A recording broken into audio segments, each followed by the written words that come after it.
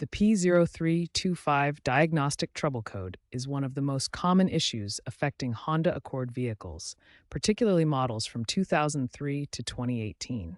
This code indicates a malfunction in the knock sensor circuit. The knock sensor is a piezoelectric device that detects engine knock, also known as pre-ignition or detonation. It monitors vibrations in the engine block to identify when harmful knocking occurs. When engine knock occurs, the knock sensor generates a voltage signal that is sent to the engine control module, or ECM.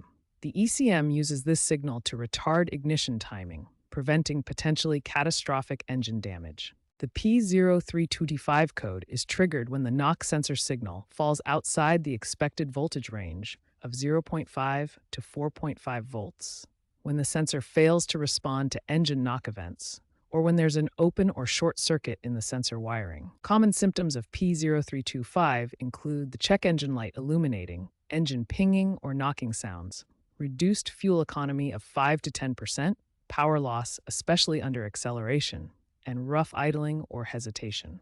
The most frequent causes of P0325 are a faulty knock sensor, accounting for 45% of cases, wiring issues at 30%, improper sensor installation at 15%, and ECM problems at 10% of cases. Diagnosing P0325 requires a systematic approach with three main phases: initial diagnosis, electrical testing, and repair verification. Phase 1 begins with scanning for additional diagnostic codes and performing a thorough visual inspection of the knock sensor and wiring harness. Phase 2 involves electrical testing to verify sensor functionality. Key measurements include voltage testing and resistance testing with specific target values. Proper electrical testing requires quality tools and connectors.